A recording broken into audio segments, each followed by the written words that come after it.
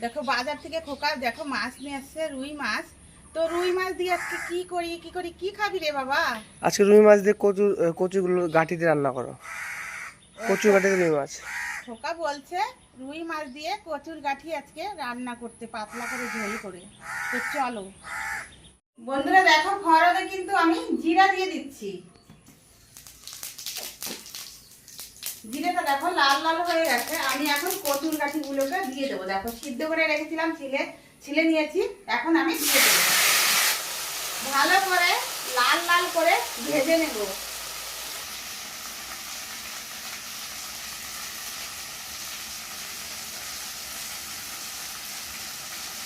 দেখো বন্ধুরা, লাল লাল করে কিন্তু ভাজা হয়নি, হবে। তো আমি পরিমাণ মতন নুন দিয়ে দিচ্ছি।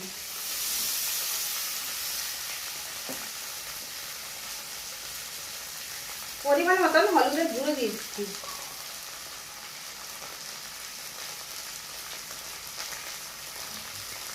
আমি এখন নেড়ে ছেড়ে দেবো।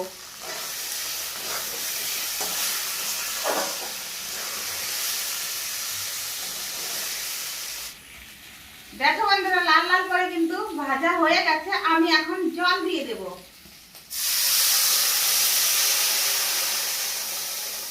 দেখো বন্ধুরা, আমি কাঁচা লঙ্কাটা পাটাতে বেটে নিচ্ছি, কেননা ঝাল ঝাল করে করব তার জন্য। দেখো বন্ধুরা, কতগুলো দেখো কাঁচা লঙ্কা আমি কিন্তু পাটাতে বেটে এনেছি। তোমাদের তো আমি দেখিয়ে দিয়েছি যে পাটাতে বেটে নিয়েছি। তো দেখো দিয়ে দেবো, ঝাল ঝাল করে একদম করবো। দেখো আমি এখন যে ভেজে রেখেছিলাম মাছ, ওই মাছগুলো কিন্তু আমি এখন দিয়ে দেবো। আমি এক এক করে।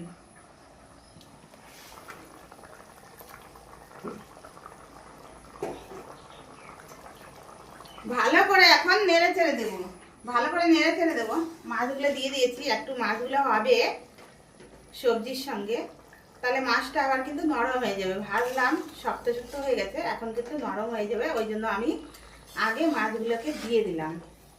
দেখো বন্ধুরা, ভেজে আমি নিয়েছি কয়েকটা গোটা জিরা আর একটা তেজপাতাকে আমি কিন্তু ছিঁড়ে নিয়েছি। দেখো এটা আমি এখন পাটাতে বেটে এনে শুধু এই মশলাটাই দিয়েই আমি আজকে কচুর গাঠি রুই মাছ দিয়ে করছি।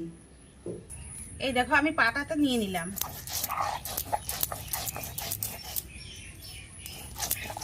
বন্ধুরা দেখো, আমি বেটে নিয়ে আসছি ভাজা মশলা, ওটা এখন আমি দিয়ে দেবো, কেননা আমি সবজিটা হয়ে গেছে।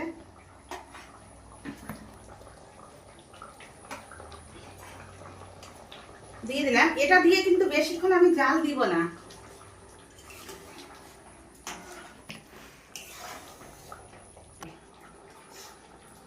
বন্ধুরা দেখতেই পাচ্ছ যে আমি রুই মাছ দিয়ে কচুর গাঠি করেছি।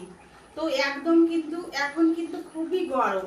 তো গরমে বেশি মশলা কেউ খেতে চায় না। আমার পিসিমাটা তো একদমই খায় না, কালকে এসছে আমাদের বাড়িতে।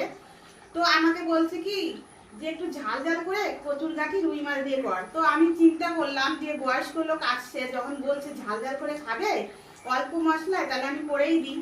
তো আমার মতন যদি করো, তো যে না খাবে কিন্তু সেও খেতে চাইবে, কোনো কথাই হবে না। কিন্তু একদম অল্প টাইমের মধ্যে রুই মাছ দিয়ে কচুর গাঠি তরকারি হয়ে যাবে।